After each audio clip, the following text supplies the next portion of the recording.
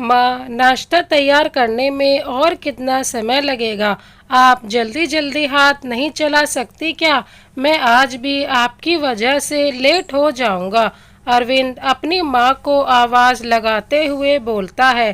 तभी सुमित्रा देवी नाश्ते की प्लेट लेकर आती हैं और टेबल पर रखकर जाने लगती हैं। तभी उनका पैर टकरा जाता है और वो नीचे गिर जाती हैं। तभी अरविंद बोलता है, क्या माँ, कितनी बार कहूँ मेरी कोई भी चीज को हाथ ना लगाया करो, लेकिन आप हो कि सुनती ही नहीं। अरविंद अपनी 65 वर्षीय माँ पर चिल्लाते हुए कहता है। अरविंद की बात सुनकर सुमित्रा जी की आंखों में आंसू आ जाते हैं और बोलती हैं, बेटा अब चुप रहो माँ, आपको पता भी है यह गुलदस्ता कितना महंगा था और आपने तोड़ दिया, देखकर नहीं चल सकती थी। अपनी माँ के बाहों को जोर से दबाते हुए अरविंद कहता है, माफ कर दे बेटा, आगे से ऐसी गलती नहीं होगी। बोलते हुए माँ वहाँ से चली जाती है। अरविंद, मैं तो अब भी बोलती हूँ, माँ जी को कोई वृद्धाश्रम छोड़ आओ, लेकिन तुम हो कि मेरी बात सुनते ही नहीं। अरविंद की पत्नी सोनाली चिल्लाते हुए कहती है, अरे मेरी सोनाली, तुम भी कितनी भोली हो। तुम कुछ ही दिनों में माँ बनने वाली हो और देखभाल के लिए कोई तो चाहिए ना, इसलिए मैंने अपनी माँ को अब तक यहाँ रखा हुआ है। सोनाली को मनाते हुए अरविंद कहता है, अच्छा तुम्हें क्या लगता है ये बुढ़िया संभालेगी मेरे बच्चे को? सोनाली ने अरविंद से कहा, हाँ बाबा, कम से कम एक दाई का तो खर्च बच जाएगा। हाँ हाँ, तुम्हें तो पैसों की ही पड़ी रहती है, तुम्हें पता भी है इनके साथ पूरा दिन कैसे काटती हूँ। पूरे दिन इस बुढ़िया के साथ रहना पड़ता है। मगरमच्छ के आंसू लिए सोनाली कहती है, अरे मैं समझता हूँ, लेकिन तुम ही सोचो ना, घर का सारा काम भी तो माँ ही करती है ना। सोनाली का हाथ अपने हाथों में लेते हुए अरविंद बोलता है, मतलब क्या है तुम्हारा? सारा काम तुम्हारी माँ अकेले ही करती है और मैं कुछ करती ही नहीं। सोनाली अपना हाथ अरविंद के हाथों से छुड़ाते हुए बोलती है, अरे नहीं, मेरा मतलब ऐसा बिल्कुल भी नहीं था जैसा तुम समझ रही हो। हाँ हाँ, बस करो और दफ्तर जाओ। तुम वैसे भी घर में काम करने वाले कम और खाने वाले ज़्यादा हैं। सोनाली अपनी सास की तरफ गुस्से में देखते हुए कहती है, चलो ठीक है, मैं चलता हूँ, ख्याल रखना अपना और मेरे बच्चे का भी। अरविंद बोलते हुए सोनाली के माथे को चूमता है और गले लगाकर बाय बोलता है और थोड़ी दूर पर खड़ी अपनी माँ से बोलता है, माँ, सोनाली का ध्यान रखना, वरना मुझसे बुरा कोई नहीं होगा। इतना बोलकर दफ्तर के लिए निकल जाता है। आज इस माँ के आंखों से आंसू की नदियाँ बह रही थीं, लेकिन बेचारी करे भी क्या, ये तो रोज रोज का नाटक था। हर दिन उस माँ के साथ ऐसा ही होता था। हर एक पल वो घुट घुट कर जी रही थी। वहीं दरवाजे पर खड़ी खड़ी माँ अपने अतीत में कहीं खो जाती है। अरे ओ बुढ़िया, अब यहीं खड़ी रहेगी क्या? पूरे घर का काम पड़ा है, काम नहीं करेगी क्या? सोनाली अपनी सास पर चिल्लाते हुए कहती है। अरविंद के दफ्तर जाते ही सोनाली का रवैया ही बदल जाता था। अरविंद के सामने तो वो माँ से ठीक ठीक से पेश आती थी, लेकिन अरविंद के जाते ही उस बेचारी माँ के साथ ऐसा व्यवहार करती मानो जैसे कई जन्मों का बैर हो सोनाली का उस माँ से, जिसका बदला वो ले रही हो। हाँ हाँ बेटा, अभी आई, बोल क्या काम है? माँ एक छड़ी के सहारे लड़खड़ाते हुए आती है।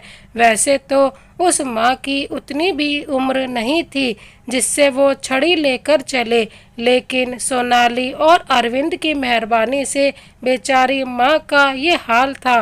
वो ठीक से चल तक नहीं पाती थी और ना ही उनसे ठीक से काम हो पाता था, लेकिन फिर भी वो अकेले ही घर का सारा काम करती रहती थी और सोनाली आराम फरमाती थी।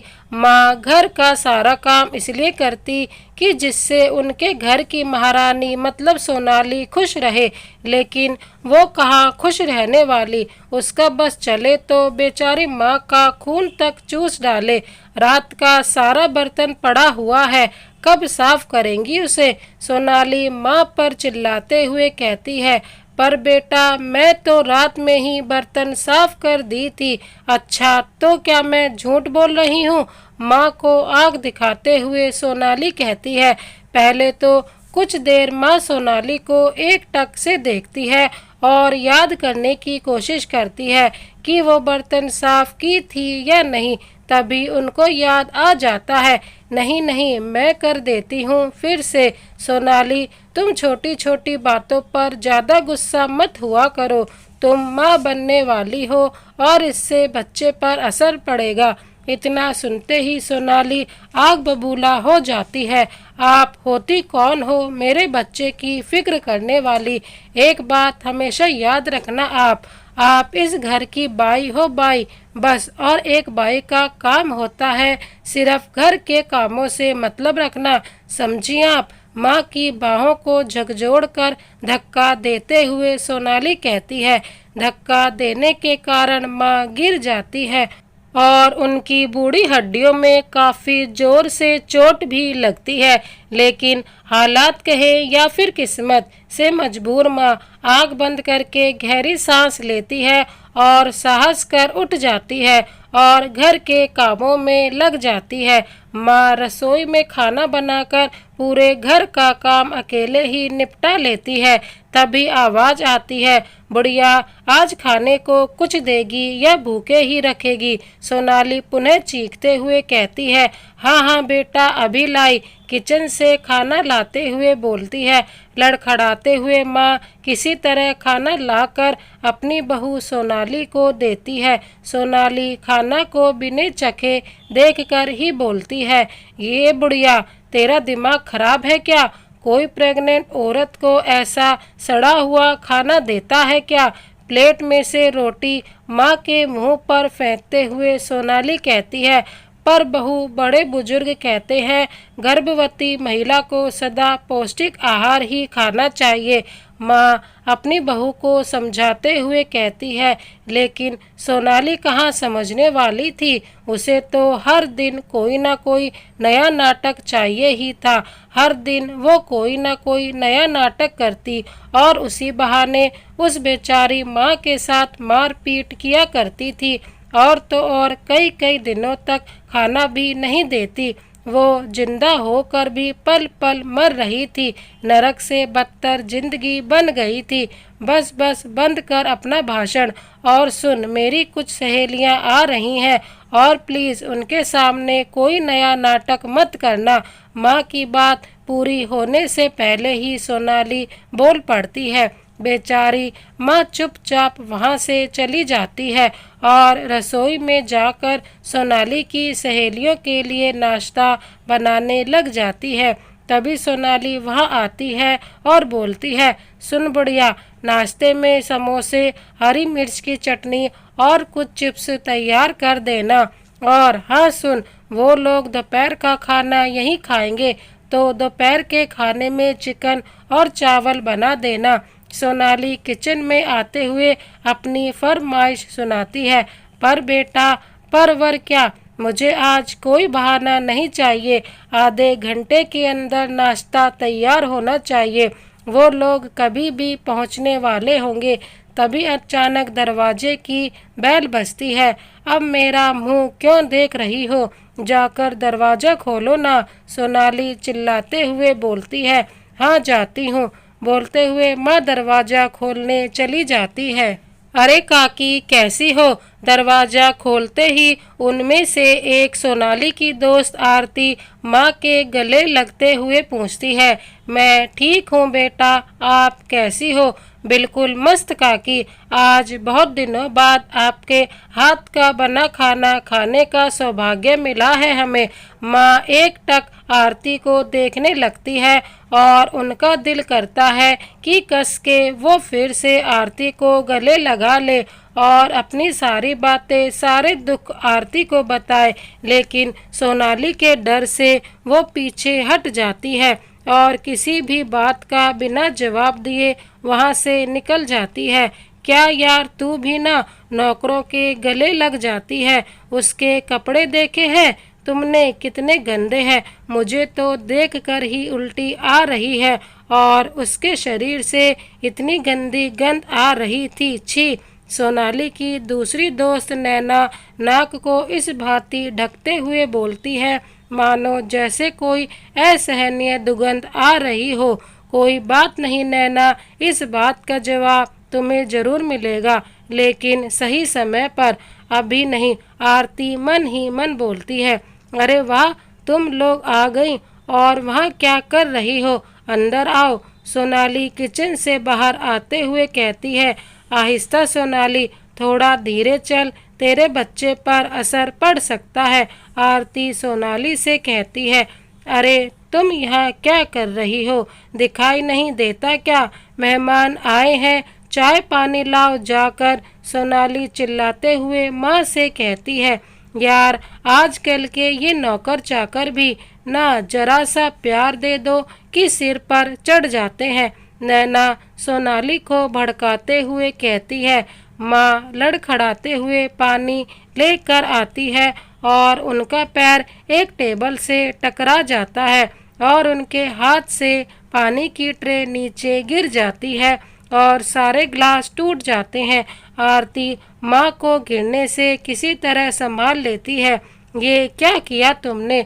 तुम्हें पता भी है ये कितना महंगा था? सोनाली फिर से माँ पर चिल्लाते हुए कहती है, क्या यार सोनाली, तुम्हें दिखाई नहीं देता?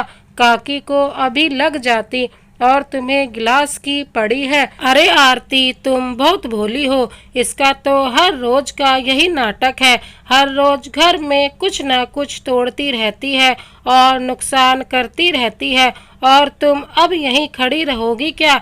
जल्दी से ये कांच साफ करो और हमारे लिए समोसे लाओ। सोनाली माँ को फटकार लगाते हुए कहती है, हाँ बेटा, अभी लाती हूँ। बोलते हुए माँ किचन की तरफ चली जाती है और गर्मा गर्म समोसे लेकर आती है। सभी के लिए प्लेट में समोसे और चटनी परोस देती है।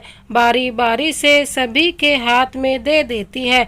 ऐसे ही एक के बाद एक नए नए व्यंजन की फरमाइश करते जाते हैं। बेचारी माँ सभी की फरमाइश पूरी करते जाती है।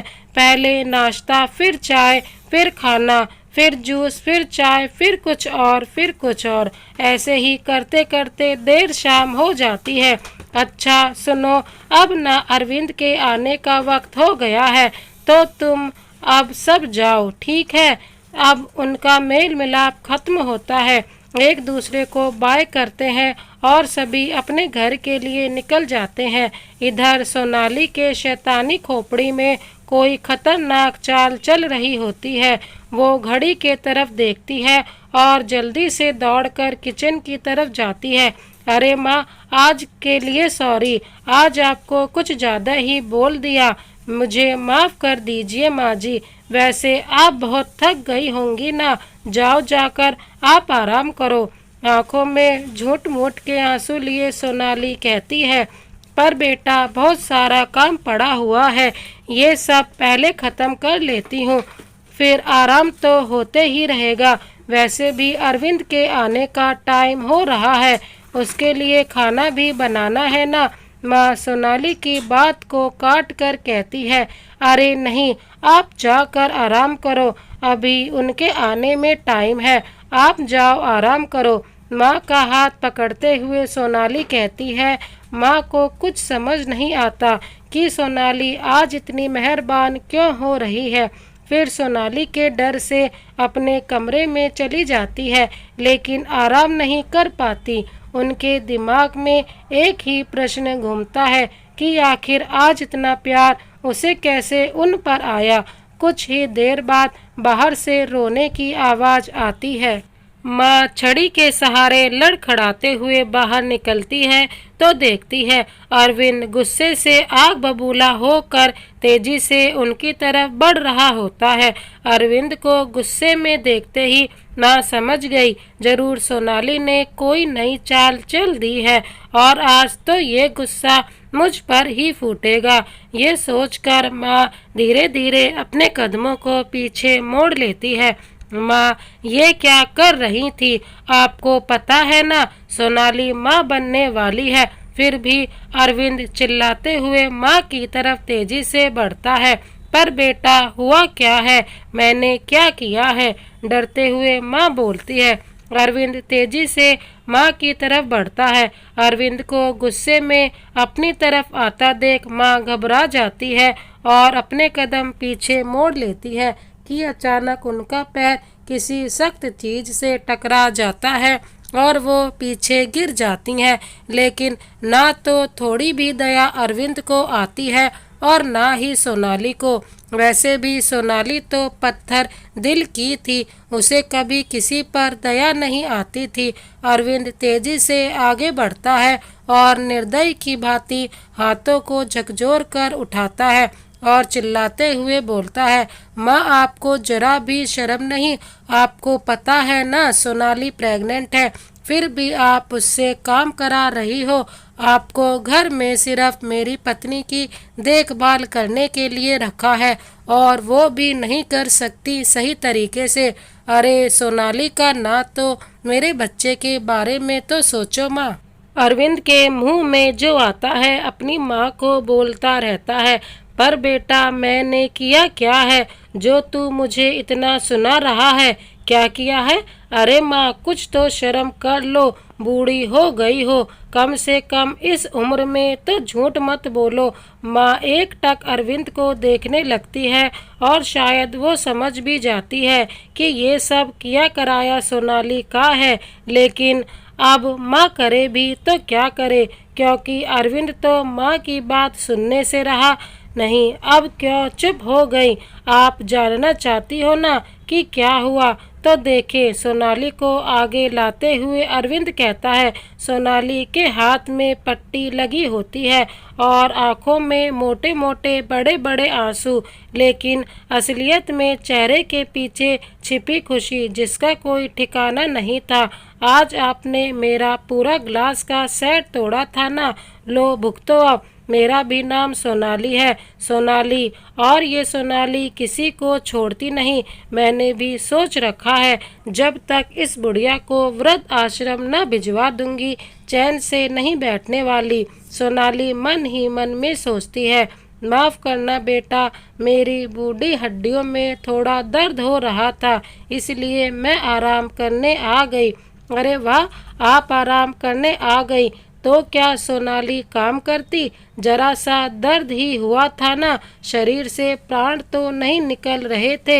याद रखना माँ, अगर आप दोबारा ऐसी गलती करती हो तो मुझसे बुरा कोई नहीं होगा। बोलते हुए अरविंद सोनाली का हाथ पकड़ता है और कमरे से बाहर आ जाता है। सोनाली अपना बदला ले चुकी थी और मन ही मन बहुत खुश हो रही थी। बस थोड़े से मगरमच्छ के आंसू बहाने पड़े, झूठ मूठ की पट्टी लगानी पड़ी और नमक मिर्च लगाकर नाटक करना पड़ा। बस उतने में ही अरविंद का दिल पिघल गया। सोनाली के बिना कुछ सोचे समझे इतना कुछ अरविंद अपनी माँ को सुना दिया। सोनाली, मेरी माँ तो जैसी है सो है, पर तुम तो समझदार हो, तुम्हें क्या जरूरत थी काम करने की? मैं आकर कर देता। अगर हमारे बच्चे को कुछ हो जाता। अरे ऐसे कैसे हो जाता? वैसे भी माँ हमसे बड़ी है, हमारी बुजुर्ग है, तो हमें तो उनकी बात माननी होगी ना। सोनाली बोली, सुनो, अब अगर माँ कोई काम करने को बोले तो तुम मत करना, मैं आकर कर दूंगा, नहीं तो माँ कर लेंगी, ठीक है? ठीक है, मुझे बहुत जोर से भूख लगी है, खाना दो, मैं हाथ मुंह धो कर आता हूँ। पर मैं, क्या हुआ बोलो? सोनाली हाथ आगे करते हुए दिखाती है। मेरे हाथ में तो पट्टी लगी है, नहीं तो मैं जरूर अपने हाथों से खिलाती। अरे कोई बात नहीं, माँ है ना, उनसे बोलो खाना लगा देंगी। पर माँ तो कुछ नहीं बोलेंगी। माँ तुम बोलो जाकर उनसे। ठीक है, जाती हूँ। अरविंद अपने बाथरूम की तरफ निकल जाता है तो वहीं सोनाली माँ के कमरे की तरफ बढ़ती है। सोनाली मन ही मन काफ़ी खुश होती है। वो मुस्कुराते हुए धीरे से बुदबुदाती है, पागल इंसान को टमाटो सॉस और खून में कोई फर्क ही नहीं पता, और जोर जोर से हंसने लगती है। चलो आज का तो ड्रामा पूरा हुआ, अब कल के लिए कुछ नया सोचना होगा। लेकिन मेरे किए कोई भी नाटक का असर तो इस बुढ़िया पर पड़ता ही नहीं, जाने किस मिट्टी से बनी है। चलो कोई ना, मैं भी कम नहीं हूँ, इस बुढ़ी को घर से बाहर निकाल कर ही मानूंगी। और बोलती है, ए बुढ़िया खाना लगा दे, बहुत भूख लगी है। सोनाली माँ के कमरे के दरवाजे पर से बोलती है, बेटा मुझसे उठा नहीं जाएगा। अच्छा लगता है आज के इतना नाटक काफ़ी नहीं था, रुको अभी अरविंद को बुलाती हूँ। नहीं बेटा जाने दे, मैं आती हूँ। हाँ जल्दी से आओ, आप नहीं तो मैं, आप मुझे जानती हैं ना।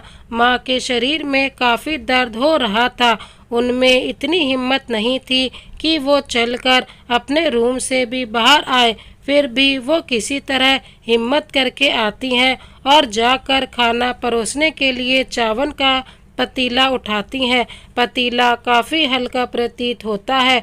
माँ पतीले को नीचे रखती हैं और उस पर रखी थाली को जब हटाती हैं तो पता चलता है पतीला बिल्कुल खाली है। फिर माँ कढ़ाई में देखती हैं तो उसमें भी सब्जी नहीं होती, और ना ही दाल होती है और ना रोटी। ये सब देख माँ काफ़ी आश्चर्य में पड़ जाती हैं कि खाना गया कहाँ। और जब माँ बाहर खिड़की से झांकती है तो पता चलता है सारा खाना नीचे ज़मीन पर फेंका हुआ है।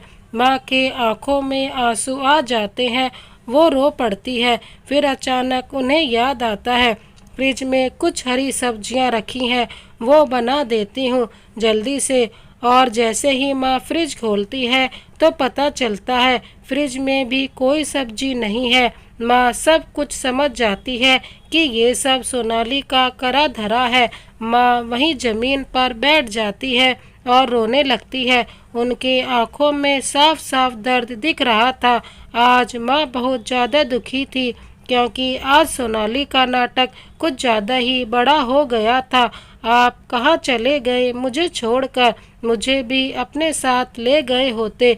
मेरा दर्द आपको नहीं दिखता क्या? बुला लो मुझे अपने पास, अब मैं और नहीं जीना चाहती। मेरा मन इस दुनिया से अब भर चुका है। माँ अपने पति यानी कि कैलाश जी को याद करते हुए कहती है, क्या यार माँ, आपको खाना लाने में इतनी देर क्यों हो रही है? नहीं देना खाना तो साफ साफ बोल दो ना, फिर हम एक बार भी खाना नहीं मांगेंगे आपसे। अरविंद बाहर खाने की टेबल पर से ही चिल्ला कर कहता है, जाओ यार सोनाली देख कर आओ क्या हुआ है। आती हूँ देख कर। सोनाली अपनी कुर्सी पर से उठती है और धीरे धीरे रसोई की तरफ बढ़ने लगती है। रसोई में जाकर देखती है तो माँ रो रही होती है। उनके पास जाकर बोलती है, क्यों रे बुढ़िया, अब फिर से रोना धोना लेकर बैठ गई? चल बाहर जाकर बोल दे खाना नहीं बना है और बनाने के लिए कुछ भी नहीं है। माँ के बालों को खींचते हुए बोलती है, देख बुढ़िया बाहर जाकर बोल दे घर में खाने को कुछ नहीं है, नहीं तो। माँ को धमकाते हुए सोनाली कहती है, पर बेटा ऐसी हालत में बाहर का खाना नहीं खाते। माँ डरते हुए कहती है, मैंने तुझसे तेरी राय मांगी क्या? बोल मांगी, तू अपनी आदत से बाज नहीं आएगी। पर बेटा चुप बुढ़िया, तू अपनी राय अपने पास रख। जितना मैंने कहा है उतना ही जाकर तू बोल अरविंद से। माँ अपनी जगह से छड़ी के सहारे उठती है और लड़खड़ाते हुए अरविंद की तरफ बढ़ती है। बेटा घर में कुछ भी नहीं है, खाना बनाने के लिए नहीं है? मतलब आप खाना नहीं बनाई थी? नहीं बेटा वो मैं, बस माँ बहुत हुआ, आपको पता है ना सोनाली प्रेग्नेंट है, उसे वक्त पर खाना बहुत ज़रूरी है। लेकिन आप छोड़ो, कुछ कहना ही बेकार है आपको। बोलते हुए अरविंद सोनाली का हाथ पकड़ता है और बाहर निकल जाता है। अरविंद और सोनाली किसी होटल में जाते हैं और भर पेट मस्त खाना खाते हैं। सोनाली मन ही मन बहुत खुश होती है। आखिर खुश भी क्यों ना हो, आज माँ को इतनी डांट जो पड़ी थी, ये सोनाली बहू के रूप में राक्षस ही थी। भगवान ही जाने उस माँ के दिल पर क्या गुजर रही होगी, जो माँ अपने बेटों को इतना मेहनत से पाल पोस कर इतना बड़ा करती है, और वही बेटे पत्नी के आने के बाद अपनी माँ की इतनी बेकदरी कर देते हैं। अरे ऐसा क्या पत्नी का प्यार जो माँ को ही भुला दे। अरविंद, सोनाली की पेट पूजा खत्म हुई, मतलब खाना खाकर वो लोग घर के लिए निकलते हैं। अरविंद कहता है, अरे घर पर तो कुछ खाने को नहीं है, तो माँ के लिए भी खाना ले चलता हूँ। पागल हो क्या आप, माँ ये खाना खाएगी। हाँ तो क्या हुआ, आपका दिमाग सच में खराब है। माँ की उम्र हो चली है और वो ये तेल मसाला खाएंगी तो उनकी तबीयत खराब नहीं होगी क्या। पर यार, जो मन में आए वही करो आप, मुझे उससे क्या। वैसे भी आप मेरी एक भी बात मानते कहाँ हो। अच्छा मेरी माँ, माफ़ करो, मुझे नहीं ले रहा कुछ, चलो अब ठीक है चलिए। अरविंद घर की बेल बजाता है पर दरवाज़ा नहीं खुलता। 3-4 बार कोशिश करने पर भी जब माँ दरवाज़ा नहीं खोलती तो अरविंद अपनी जेब से चाबी निकालता है और दरवाज़ा खोलकर अंदर जाता है। माँ कहीं भी दिखाई नहीं देती, लेकिन इस बात को अरविंद नज़रअंदाज करते हुए सीधे अपने कमरे में सोने के लिए चला जाता है। अभी तक अरविंद और बहू घर नहीं आए, कहीं कुछ हो तो नहीं गया उन्हें। हे माँ, रक्षा करना उनकी। अचानक नींद से जगते ही माँ धीरे से बुदबुदाती है और अपने कमरे से बाहर निकलती है तो देखती है घर का दरवाज़ा खुला है। घर का दरवाज़ा खुला है देखकर माँ बहुत डर जाती है। उन्हें लगता है कि शायद कोई चोर आया है। फिर आगे बढ़ती है तो अरविंद और सोनाली को कमरे में देखती है। अरविंद और बहू सोनाली घर आ चुके हैं। बेचारी माँ के दिल को तसल्ली मिलती है कि उनके बहू बेटे सुरक्षित घर में है, लेकिन एक बात का दुख होता है कि उनका बेटा घर आने के बाद भी उनसे मिलने नहीं आया। माँ की आंखें भर आती हैं, लेकिन आपने आंसुओं को आंखों में ही छिपा लेती है और अपने कमरे की तरफ बढ़ जाती है। वो अपने बिस्तर पर लेट जाती है और एक पतली सी चादर ओढ़ लेती है और सोने की कोशिश करती है, लेकिन ये कमबख्त नींद ही नहीं आ रही थी। थोड़ी देर बाद सोनाली अंगड़ाई लेते हुए अपने रूम से बाहर आती है। अरे ये क्या, आज ये बुढ़िया कहीं दिख नहीं रही। सोनाली उपासी लेते हुए कहती है, शायद किचन में होगी, चलकर देखती हूँ। पर यह बुढ़िया तो पहले पूजा करती थी। अगरबत्ती की तो कोई खुशबू नहीं आ रही। उसके रूम में ही जाकर देखती हूँ। धीरे से बुदबुदाते हुए सोनाली माँ के कमरे की तरफ बढ़ती है। सोनाली धीरे से कमरे का दरवाज़ा खोलती है और अंदर झांकती है। अरे वाह, ये बुढ़िया तो अभी तक सो रही है। चल बेटा सोनाली, दिखा अपना जलवा। बुदबुदाते हुए बाथरूम की तरफ जाती है और धोने वाले कपड़ों का ढेर लेकर धोने के लिए बैठ जाती है। और जैसे ही अरविंद उधर आता है तो सोनाली गिरने का नाटक करती है और जोर जोर से चिल्लाने लग जाती है। सोनाली को बाथरूम में जमीन पर पड़ा देख अरविंद चौंक जाता है। अरे सोनाली, तुम सुबह सुबह कपड़े धो रही थी, तुमसे कितनी बार कहा है कि कोई काम ना करो। अरे काम करने के लिए माँ है ना, क्या करूँ, काम ही उतना है। काम उतना है मतलब माँ कहाँ है। देखिए अरविंद, आप माँ से प्लीज़ कुछ मत कहना, उन्होंने मुझे कुछ नहीं कहा है। प्लीज़ अरविंद, माँ है कहाँ ये बताओ तुम। माँ अपने कमरे में सो रही है। क्या, इतनी देर तक? तो क्या हुआ अरविंद, बूढ़ी है, थक गई होंगी ना, सोने दो। वैसे भी मैं तो इस घर की नौकरानी हूँ ही, कर दूंगी सारे काम। अरे नहीं सोनाली, कैसी बात कर रही हो, तुम तो मेरी जान हो और तुम एक भी काम नहीं करोगी। बस पर वर कुछ नहीं, तुम बैठो, मैं माँ को बुलाकर लाता हूँ। जी, जैसा आप ठीक समझे। अरविंद अपनी माँ के कमरे में जाता है और अपनी माँ को सोता देख गुस्से में बोलता है, अभी तक सो रही हो आप? अरविंद की आवाज़ सुन माँ चौंक जाती है और हड़बड़ाकर उठती है। बेटा, वो रात को देर से सोई थी ना, तो आंख नहीं खुली। देर से क्यों माँ? हम लोग आए थे तब तो आप सो रही थी। बेटा, भूखे पेट नींद नहीं आती। भूखे पेट मतलब? कुछ नहीं बेटा। अरे आपको पता भी है, सोनाली कपड़े धोते समय बाथरूम में फिसल गई। मैं जाकर उसको देखता हूँ और हाँ, नाश्ता बनाने के बाद सारे कपड़े भी आप ही धो देना। सोनाली कुछ काम नहीं करेगी, ठीक है? बेटा तुम चलो, मैं बस 5 मिनट में आकर नाश्ता बना देती हूँ और उसके बाद कपड़े धुल दूंगी। जी माँ, बोलते हुए अरविंद कमरे से बाहर चला जाता है। बेचारी माँ जल्दी से हाथ मुंह धोती हैं और नाश्ता बना देती हैं। फिर माँ को याद आता है कि घर में तो खाना बनने के लिए कुछ तो है ही नहीं।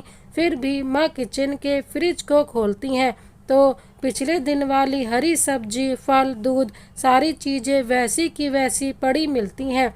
फिर माँ आटे का डिब्बा खोलती है तो वो भी पूरा का पूरा भरा मिलता है। चावल भी वैसे ही डिब्बे में भरे हुए मिलते हैं। माँ आश्चर्य में पड़ जाती है कि सारी चीज़ें रातों रात कैसे आ गई, क्योंकि कल रात में सारे डिब्बे खाली थे। फिर ऐसा क्या जादू हुआ जो सारे डिब्बे भर गए? माँ के समझ में आ जाता है कि ये सब सोनाली की ही करतूत है और अपने कामों में लग जाती है। अरविंद ऑफिस के लिए निकल जाता है। सोनाली का अत्याचार दिन पर दिन बढ़ता जा रहा था। वो रोज रोज कोई ना कोई चाल चलती रहती थी, लेकिन माँ सब कुछ सहन कर रही थी। धीरे धीरे वक्त बीतता गया पर माँ की हालत में कोई सुधार नहीं आया। दिन ब दिन सोनाली के नखरे और उसका ड्रामा और भी बढ़ता गया। अब समय आ गया था बच्चे के आने का। सोनाली का 9वां महीना चल रहा था। बेटा, अभी समय बहुत संभल कर रहने का है। एक दिन सोनाली जल्दी जल्दी सीढ़ी उतर रही थी, तभी माँ बोलती है, बेटा संभल कर वरना बच्चे को नुकसान होगा। इतना सुनकर सोनाली तिल मिला उठी और बोली, अरे ए बुढ़िया, अगर अच्छा नहीं बोल सकती तो कम से कम मेरे बच्चे के लिए बुरा तो मत बोल। पर बेटा मैं तो जल्दी से घर का काम निपटा और मेरे लिए चाय बनाकर कमरे में लेकर आ। इतना बोलकर अपने कमरे में चली जाती है। माँ उसके लिए चाय बनाए रसोई में जाती है। थोड़ी देर बाद सोनाली फिर से चिल्लाती है, कितना समय और लगेगा बुढ़िया? अपनी बहू की आवाज़ सुनकर माँ जल्दी जल्दी सोनाली के कमरे की तरफ बढ़ती है तो सोनाली दर्द से चिल्ला रही होती है। माँ तेजी से सोनाली की तरफ बढ़ती है और उसे अपने सीने से लगा लेती है और सोनाली के बालों को सहलाने लगती है। ना बच्चे ना, सब ठीक हो जाएगा, तू कुछ खा ले। माँ का दिल तो माँ जैसा ही होता है। बच्चे चाहे लाख गलती कर ले पर माँ कभी नाराज नहीं होती। खुद मर जाएगी लेकिन बच्चे को दर्द में नहीं देख सकती। वो कहते हैं ना, माँ तो माँ होती है। सोनाली माँ के गले से लगकर बहुत रोती है। आज पहली बार सोनाली माँ के गले लगी थी और उन्हें प्यार से माँ कहा था। नहीं माँ, कोई आया था शायद मेरे कमरे में। सोनाली डरते हुए कहती है, नहीं बेटा, कोई नहीं था। ले तू पानी पी ले। तू बोलते हुए माँ पानी का गिलास सोनाली की तरफ बढ़ाती है। सोनाली पानी के गिलास को कस के पकड़ती है और एक ही सांस में पानी पी लेती है। बेटा अब आप सो जाओ, मैं बाकी के काम खत्म करके आती हूँ। सोनाली भी माँ के साथ जाती है और हॉल में सोफे पर बैठ जाती है। माँ नहीं, सोनाली दर्द से कर्राने की आवाज़ आती है। माँ किचन में रोटी बना रही है। जैसे ही सोनाली की आवाज़ माँ के कानों में पड़ती है, माँ दौड़कर सोनाली के पास जाती है। क्या हुआ बेटा?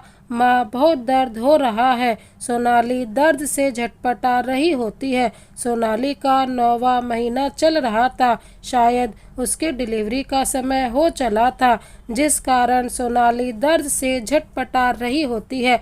बेटा लंबी लंबी सांस ले तू, मैं अभी अरविंद को बुलाती हूँ। और अपने बेटे अरविंद को फ़ोन करती है। अरविंद के फ़ोन की घंटी बजती है। फ़ोन उठाकर गुस्से में बोलता है, माँ घर में तो चैन से बैठने नहीं देती हो। पर बेटा वो मैं मीटिंग में जा रहा हूँ और दोबारा फ़ोन मत कर देना। अरविंद की बात सुनकर माँ की आंखों में आंसू आ जाते हैं। इधर सोनाली को और भी ज़्यादा दर्द होता है। माँ की समझ में कुछ भी नहीं आता।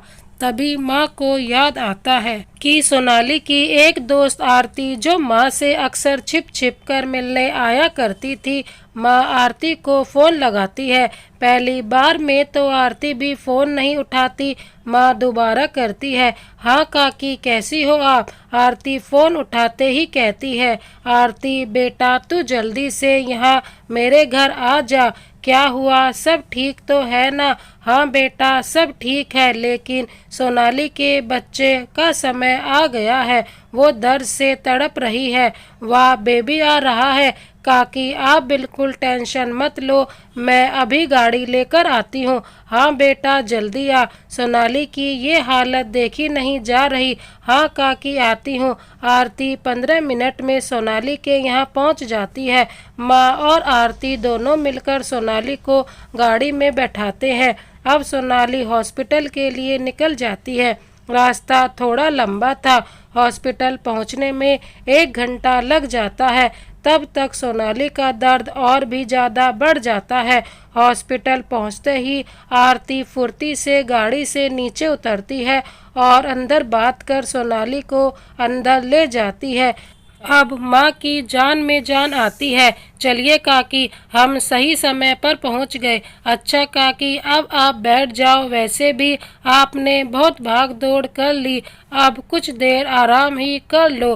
बेटा अब आराम तो तभी मिलेगा जब मैं अपनी पोती का प्यारा सा मुख देखूंगी। अच्छा पर माँ पोता क्यों नहीं, पोती आई तो घर साक्षात लक्ष्मी आएगी। अच्छा काकी आप बैठो, मैं पानी लेकर आती हूँ। मुस्कुराते हुए आरती वहीं बेंच पर माँ को बिठा देती है और पानी लेने जाती है।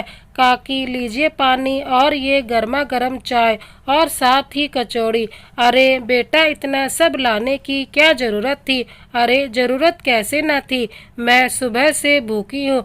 हाय रे मेरा पेट कब का खाना मांग रहा था। अच्छा ठीक है अब खा ले, आप भी तो खाओ। रुको मैं अपने हाथों से खिलाती हूँ। बोलते हुए आरती माँ के मुंह में पहला निवाला डालती है। आरती का प्यार देख माँ की आंखें भर आती हैं। वो आरती को गले से लगाकर जी भर के आशीर्वाद देती है। कुछ ही देर बाद डॉक्टर साहब बाहर आते हैं। माँ हड़बड़ाते हुए उठती है। मुबारक हो अम्मा, पोता हुआ है। डॉक्टर साहब बधाई देते हुए कहते हैं। माँ आंखों में खुशी की लहर दौड़ पड़ती है। अरे वाह काकी आप तो दादी बन गई और मैं तू बुआ पगली। आरती के बोलने से पहले ही माँ बोल देती है, अरविंद को बताया माँ आपने। आरती द्वारा पूछे गए प्रश्न पर माँ कुछ नहीं बोलती। क्या हुआ काकी बताया ना। आरती के दोबारा पूछने पर माँ सारी बात बता देती है। क्या बात कर रही हो आप काकी, अरविंद ने ऐसा किया। मैं अभी अरविंद से बात करती हूँ। नहीं बेटा रहने दो, कोई बात नहीं, मुझे तो आदत हो गई है अब। आरती का फ़ोन, ये फ़ोन क्यों कॉल कर रही है, ज़रूर कोई बकवास करेगी। पर क्या करूं, फ़ोन नहीं उठाया तो बार बार करेगी। बुदबुदाते हुए अरविंद फ़ोन उठाता है। हेलो कहाँ हो तुम। ऑफिस में। क्यों क्या हुआ अरविंद। अरे बड़े अजीब इंसान हो यार तुम। काकी उतनी क्या माँ लगा रखा है। हाँ नहीं उठाया था मैंने माँ का उनका फ़ोन। यार फालतू में दिमाग ख़राब करती रहती हैं, हमेशा सोनाली को उल्टा सीधा सुनाती रहती हैं। अरे वो प्रेग्नेंट है, फिर भी मेरे जाते ही घर का सारा काम सोनाली पर थोप देती हैं। आरती की बात पूरी होने से पहले ही अरविंद बोलता है, चुप रहो अरविंद, तुम्हारी बीवी हॉस्पिटल में है और माँ इसलिए तुम्हें कॉल कर रही थी ताकि इस समय तुम सोनाली के साथ रहो, लेकिन नहीं, तुमने तो एक बार भी माँ की बात ही सुनी नहीं। बहुत खूब, क्या कहा? सोनाली हॉस्पिटल में है? क्या हुआ है उसे? बेटा हुआ है, तुम्हें बाप बन गए हो तुम। भगवान से बस एक ही दुआ है कि वो तुम पर ना जाए। बोलते हुए आरती फोन रख देती है। क्या बोला उसने? माँ आरती से पूछती है। क्या बोलेगा, आ रहा है और क्या। चलो बेटा, फिर तो ठीक है, माँ कहती है। तब तक क्यों ना हम बच्चे से मिल आए, आरती से उत्सुकता से कहती है। हाँ बेटा चलो। बोलते हुए आरती और माँ अंदर जाते हैं। आरती अभी बेहोश होती है और सामने के ही पालने में बच्चा झूल रहा होता है। बच्चे को देखकर माँ का दिल खुशी से झूम उठता है। माँ बच्चे को गोद लेने की लालसा में तेजी से आगे बढ़ती है। जैसे ही माँ बच्चे को गोद लेने के लिए हाथ पालने में देती है, तब तक अरविंद भी आ जाता है और झट से बच्चे को गोद में उठा लेता है। माँ एक टक से अरविंद को देखने लगती है। क्या अरविंद, माँ बच्चे को गोद ले रही थी ना, फिर तुम ऐसे अचानक से बच्चे को क्यों उठा लिया? आरती अरविंद से पूछती है। बच्चा मेरा है तो सबसे पहले गोद भी तो मैं ही लूँगा ना, और वैसे भी माँ के हाथ गंदे हैं, मेरे बच्चे को कोई इन्फेक्शन हो गया तो। अरविंद, कैसी बात कर रहे हो तुम, शर्म नहीं आती? माँ है ये तुम्हारी, इस भगवान ये लड़का भी ना। छी, बच्चा रोहित की गोद में शू कर देता है। सही हुआ। बोलते हुए आरती बच्चे को अपनी गोद में लेने के लिए अपना हाथ आगे बढ़ाती है। रुकिए अरविंद, बच्चे को आप इधर दो, आरती के हाथ में मत दो। होश आते ही सोनाली कहती है। सोनाली, ऐसे क्यों बोल रही हो? इतना कहते कहते आरती के आंखों में आंसू आ जाते हैं। हाँ, मैं नहीं चाहती मेरे बच्चे को कोई बांझ औरत छुए। सोनाली, तुम ये क्या बोल रही हो? आरती रोते हुए बोलती है। हाँ, तेरी शादी हुए 8 साल हो गए, पर तुझे अभी तक एक भी बच्चा नहीं हुआ। तू मेरे बच्चे से दूर ही रह। सोनाली की बात सुनकर आरती रोने लगती है और वहाँ से दौड़ते भाग जाती है। सोनाली की बात सुनकर माँ भी रोने लग जाती है। आज माँ के दिल के भी 1000 टुकड़े हो गए थे। जिस बच्चे के इंतजार में माँ सोनाली का इतना सहते आई थी, आज उस बच्चे को माँ छू तक नहीं सकती थी। अरविंद और सोनाली बच्चे में मगन हो जाते हैं। वो बच्चे के साथ इतना मस्त हो जाते हैं कि ना तो उन्हें अपनी माँ का दर्द दिखाई देता है और ना ही आरती के आंसू। कुछ देर बाद सोनाली को हॉस्पिटल से डिस्चार्ज कर दिया जाता है। सोनाली को डिस्चार्ज कर देने के बाद अरविंद सोनाली को लेकर घर पहुंच जाता है। उधर बेटे के इतने दुख देने के बाद भी माँ को एक भी शिकायत नहीं थी। इतना बड़ा दिल कैसे? कुछ देर बाद माँ भी घर पहुंच जाती है। घर का दरवाजा वैसे ही खुला होता है। अरविंद और सोनाली बच्चे को खिला रहे होते हैं। माँ दूर से ही बच्चे को देखती रहती है और आशीर्वाद देती है। सदा खुशी रहे बेटा, हमेशा भगवान तुझे खुश रखे। मुझे माफ़ कर दे मेरे बच्चे, मैं तुझे छू तक नहीं सकती। क्या करूं बेटे, बूढ़ी हो गई हूं ना, मेरे हाथ अब गंदे रहते हैं। मैं तुम्हें अगर गोद में उठा लूँगी तो तुम्हें कहते कहते माँ रोने लगती है और घर के बाकी कामों में लग जाती है। धीरे धीरे समय बीतता है। आज बच्चे के घर आए पूरा 1 महीना हो जाता है, लेकिन अभी तक माँ अपने पोते को गोद तक नहीं ली थी। अरविंद अपनी माँ से बोलता है, माँ कल मेरे बच्चे का नामकरण है, सारी तैयारियाँ आप समय से कर देना, किसी चीज़ में कोई कमी न रह जाए। अरविंद अपनी माँ का पर हुक्म जमाते हुए कहता है, ठीक है बेटा, तुम चिंता मत करो, सब हो जाएगा। माँ मुस्कुराकर कह देती है। अरविंद, इधर सुनना जरा। सोनाली अपने कमरे से आवाज़ लगाती है। सोनाली के आवाज लगाते ही अरविंद दौड़ते हुए कमरे की तरफ बढ़ता है। हाँ बोलो, क्या हुआ? कमरे के अंदर प्रवेश करते हुए अरविंद कहता है, क्या बोलूं मैं तुम्हें? अरे मैं पूछती हूँ, तुम्हें हमारे बच्चे की कोई फिक्र है भी या नहीं? सोनाली चिल्लाते हुए पूछती है। अरे ऐसे क्यों बोल रही हो? क्यों बोल रही हूँ? सब कुछ जानने के बाद भी अनजान मत बनो अरविंद। अरे बाबा, हुआ क्या है? बताओ तो सही। अरे मैंने तुमसे कितनी बार बोला है कि अपनी माँ को वृद्ध आश्रम छोड़ आओ। अब तो बच्चा भी हो गया। वृद्ध आश्रम क्यों? क्या हुआ? मेरी माँ ने फिर से कुछ किया क्या? अरविंद सोनाली से पूछता है। तुम्हारी माँ बार बार मेरे बच्चे को छूने का बहाना ढूंढती रहती है। कल को अगर कुछ मेरे बच्चे को हो गया ना, तो याद रखना अरविंद, मैं उसी समय ये घर छोड़कर चली जाऊंगी। तुम इतनी चिंता क्यों करती हो? बस एक दिन की बात है। एक दिन की बात है मतलब ये कि कल के पूजा के बाद मैं खुद माँ को वृद्ध आश्रम छोड़ आऊँगा। कल के बाद क्यों? आज ही क्यों नहीं? अरे कल की पूजा की इतनी तैयारी करनी है, तुम अकेले कैसे करोगी?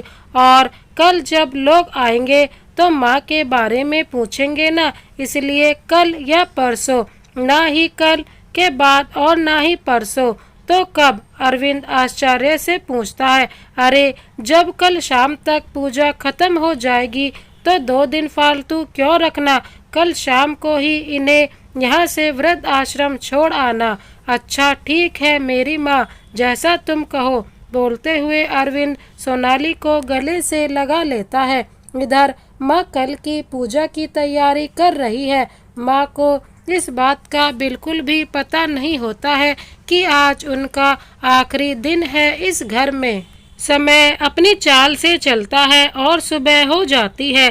देर रात तक काम करने के बावजूद भी आज भी सूरज के उदय होने से पहले ही माँ जग जाती है और बड़े ही उत्साह से पूजा की तैयारी में लग जाती है।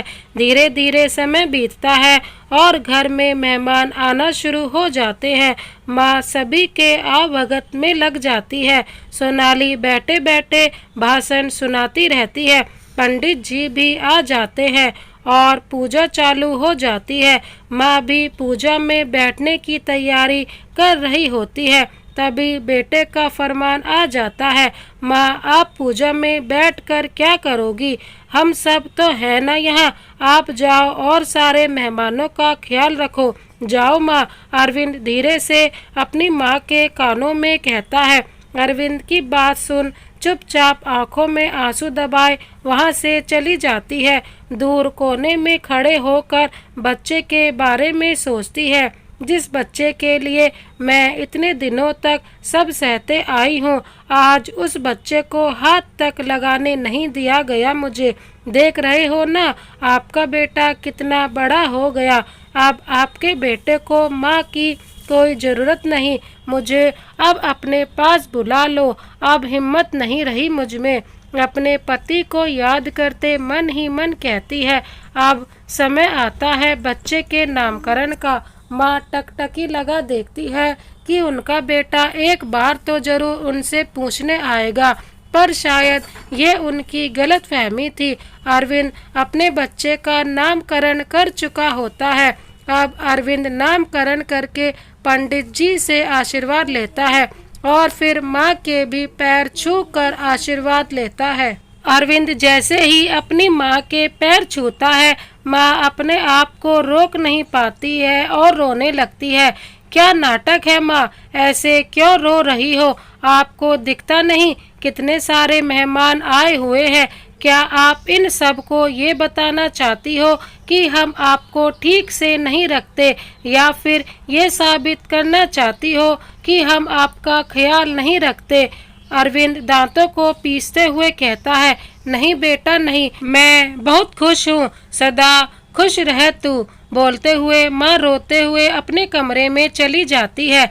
मैंने तो आपसे पहले ही कहा था इन्हें वृद्ध आश्रम छोड़ आओ, लेकिन आप थे कि मेरी बात सुनते ही नहीं। अब देखो सबके सामने हुआ ना नाटक। अब हुआ आपका दिल खुश। बोलते हुए सोनाली गुस्से से तिलमिलाते हुए बच्चे को लेकर अपने कमरे में चली जाती है। धीरे धीरे कर सारे मेहमान भी चले जाते हैं और शाम हो जाती है। सोनाली के कहे अनुसार अरविंद अपनी माँ को वृद्धाश्रम छोड़ने के लिए उनके कमरे में जाता है। माँ, आपको लेकर कहीं जाना है, चलिए। कमरे के अंदर प्रवेश करते ही अरविंद कहता है, पर बेटा कहाँ? माँ आश्चर्य से कहती है, जिस घर को पाई पाई जोड़कर बनाई थी, अपने खून पसीने से कमाए हुए पैसों से, एक एक ईंट, वो हमेशा के लिए अलविदा कह रही थी। भले माँ अभी तक इस बात से अनजान थी, पर दिल तो माँ का था ना, बेटे की हर एक बात समझती थी। माँ बिना सवाल किए चुपचाप उस घर से निकल जाती है, बाहर खड़ी गाड़ी में बैठती है और आश्रम के लिए निकल जाती है। माँ मन ही मन भगवान से दुआ कर रही होती है कि काश काश ये सफ़र ख़त्म ना हो। हे मेरे मालिक, हे मेरे खुदा, तुझसे बस एक ही तो इतनी कृपा करना कि आज माँ गलत साबित हो जाए। पर समय को कौन रोक सकता है। कुछ ही देर में वो वृद्ध आश्रम पहुँच जाते हैं। अब सामने लगे बोर्ड को पढ़कर माँ अंदर से टूट जाती है। अरविंद उनका बैग उठाता है और अंदर आश्रम में जाकर रख देता है। देखिए माँ, आप हमें गलत मत समझना, घर में सही से आपकी देखभाल नहीं हो पा रही थी, इसीलिए मैंने फैसला किया है कि मैं आपको यहाँ छोड़ दूँ। देखिए यहाँ पर आपके ही उम्र के कितने सारे लोग हैं, यहाँ पर आपकी देखभाल भी अच्छे से हो जाएगी और आपका मन भी लगा रहेगा। बोलते हुए अरविंद माँ का पैर छूता है और आश्रम से निकलते माँ कांपते हुए हाथ से अरविंद को आशीर्वाद देती है और उस वक्त अरविंद के भी आंखों में आंसू आ जाते हैं। फिर भी अरविंद पलटकर एक बार भी नहीं देखता है, सीधे निकल जाता है। धीरे धीरे समय बीतता है। सोनाली और भी ज्यादा जिद्दी और बदतमीज होती जाती है। अरविंद अब सोनाली से काफी परेशान हो जाता है। दिन ब दिन सोनाली का व्यवहार और भी ज्यादा खराब होते जा रहा था। घर का भी काम अरविंद को ही करना पड़ता है। अब अरविंद को माँ की याद सताने लगती है। अरविंद मन ही मन ठान लेता है कि वो वृद्ध आश्रम से अपनी माँ को वापस ले आएगा और वो सोनाली को बिना बताए माँ को लाने वृद्ध आश्रम निकल पड़ता है।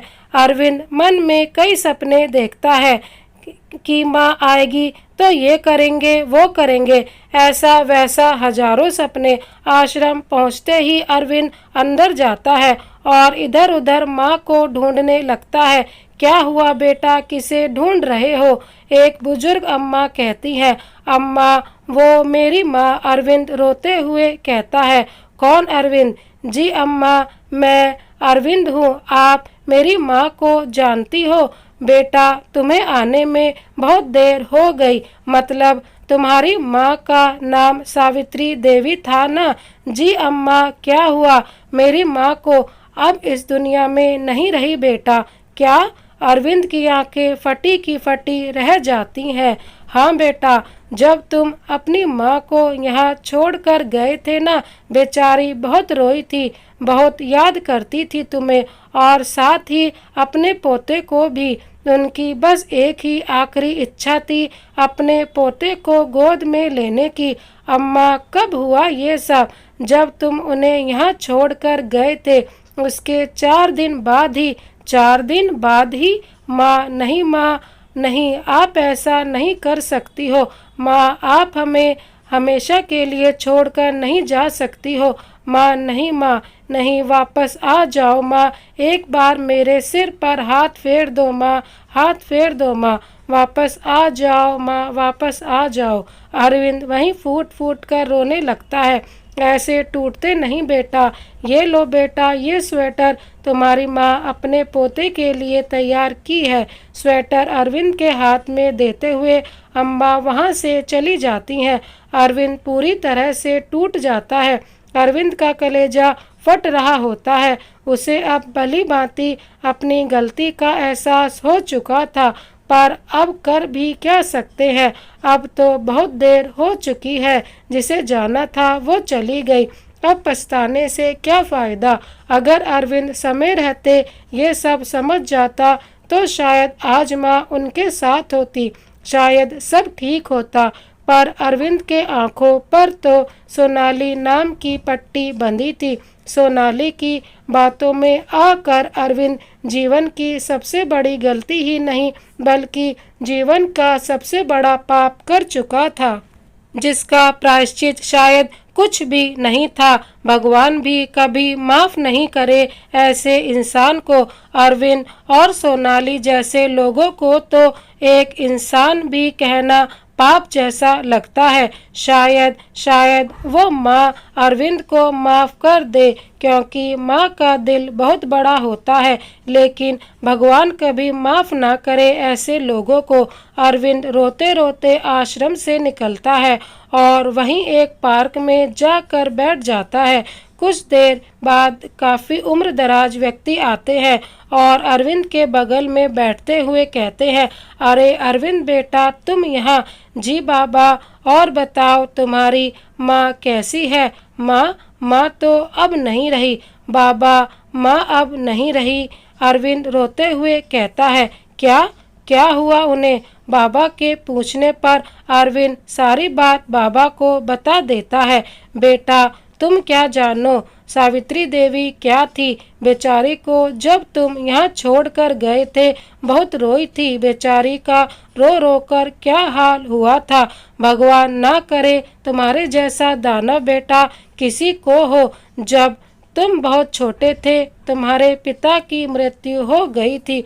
तुम्हारे पिता की मृत्यु के बाद तुम्हारे ताऊ ताई ने तुम्हारे माँ को घर से बाहर निकाल दिया और सावित्री के घर पर अपना कब्जा कर लिया, लेकिन वो फिर भी जीती रही। अरे दानव, तेरे पैदा हो क्यों ना मार दी वो तुम्हें। तुम्हारे पिता के मृत्यु के बाद अगर वो जिंदा थी तो सिर्फ तुम्हारे लिए, सिर्फ तुम्हारे भविष्य के लिए। उसके पास ना तो रहने के लिए घर था और ना खाने के लिए। सड़कों पर से कचरा चुन चुन कर वो तुम्हारा पेट भरती थी। भगवान जाने कितने गंदे गंदे नालों में हाथ डालकर वो कचरा इकट्ठा करती और उसे बेचकर जो पैसा होता उससे तुम्हारा पालन पोषण करती थी। कई बार तो सड़कों पर बैठकर तुम्हारे लिए भीख तक मांगी थी। कई रात कई दिनों तक वो भूखे पेट सोई, पर तुम्हें कभी भूखा ना रहने दिया। घर घर जाकर बर्तन साफ करना, झाड़ू पोछा, ये सब करके पैसा इकट्ठा किया और एक छोटा सा घर लिया।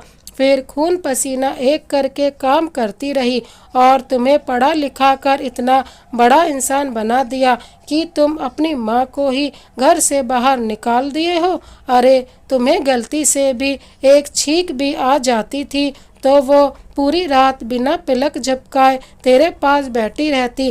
अपनी जान से भी बढ़कर वो तुझसे प्यार करती थी। अच्छा सिला दिया है तुमने अपनी माँ की ममता का। भगवान तुम्हें कभी माफ नहीं करेगा। जा बेटा जा, तुझे तेरे किए की सजा तेरा बेटा खुद तुझे देगा, तभी तू समझेगा दर्द क्या होता है। जा बेटा, मेरी बद्दुआ तुझे जरूर लगेगी, जरूर लगेगी। इतना कहते कहते वो बाबा रो पड़ते हैं। बाबा, मुझसे बहुत बड़ी गलती हुई है। मैंने बहुत बड़ा पाप किया है। मुझे नरक में भी जगह नहीं मिलेगी, नरक में भी नहीं मिलेगी। अरविंद रोते हुए कहता है। बाबा वहाँ से उठकर चले जाते हैं। अरविंद वहीं पार्क में बैठा अपनी माँ को याद कर फूट फूट कर रो रहा होता है। लव यू माँ, आई लव यू माँ, प्लीज़ एक बार लौट आओ माँ, प्लीज़ एक बार लौट आओ। मैं वादा करता हूँ अब से कभी आपकी आंखों में आंसू आने नहीं दूंगा। रोते हुए अरविंद अपने घर जाता है और सोनाली को माँ के मरने की खबर सुनाता है तो सोनाली मगरमच्छ के आंसू बहाने लगती है और अंदर ही अंदर खुश होती है कि बुढ़िया से हमेशा के लिए छुट्टी मिली। अरविंद अंदर ही अंदर सोनाली के भाव को समझ रहा होता है।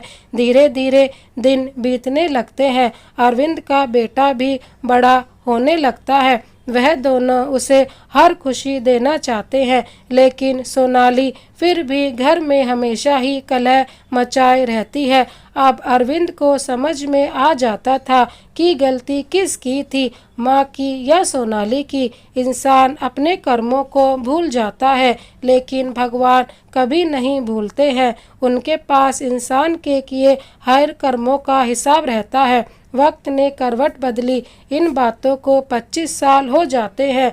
अरे बुढ़िया, तू अभी तक यहीं बैठी है? घर का काम जल्दी कर, हम पार्टी में जा रहे हैं और इतने मैं आऊँ, खाना तैयार मिलना चाहिए, समझी? जी जी बेटा। और बुढ़िया जल्दी जल्दी काम करने लग जाती है। शाम को बहू आती है और अपने पति से कहती है, इस बुढ़िया को अभी बाहर निकालो।